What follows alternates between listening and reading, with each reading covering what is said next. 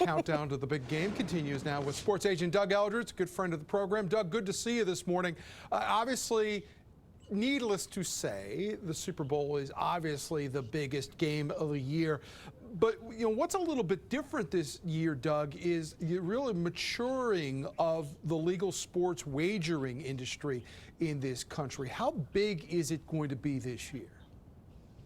Well, it's bracing for a record-setting year. They estimate that $8 billion in legalized sports wagers could be made around the Super Bowl alone, which would dwarf the previous record of last year at $4.3 billion. As an industry, this could be up to $37 billion by 2025. That's significant because it was only 3.5 years ago in 2018 when the Supreme Court ruled that sports gambling wasn't legal, it was just no longer illegal on a national level, and each state has been rolling out their own policy and protocol.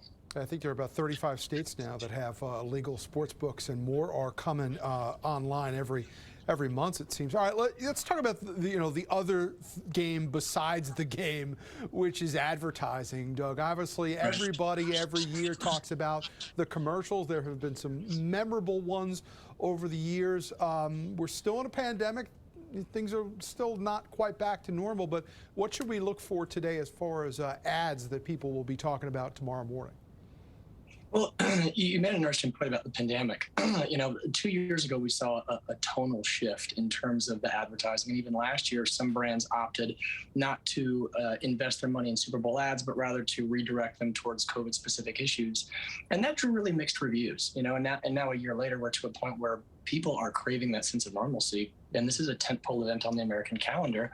And one of the big highlights is the commercials. This year, they're running about $6.5 million for a 30-second spot, which once again is a record. CBS sold out of all their ad inventory. So new things to look for this year will actually be cryptocurrency, which is making a heavy run on the ad space. And also sports gambling sites. They're also doing a big ad buy as well. It's interesting. In 2012, Roger Goodell said that sports gambling is the biggest threat to the integrity of the game. A decade later, on the cusp of a multi-billion-dollar industry, the NFL partners with no less than 7 different sports books. Yeah. On the ads, you can also look for the typical, the beer, the auto insurance, the cars, but none have necessarily jumped out to an early lead like we've seen in the past. One thing that's interesting, though, Tom, is the role of social media and how Nielsen now tracks in-game social media use and how ads have expanded their campaigns to incorporate tactical hashtags so they can really get the APIs and track the data and see how successful their campaigns are. Yeah, and the NFL even has a team in Las Vegas now, which was something that was unthinkable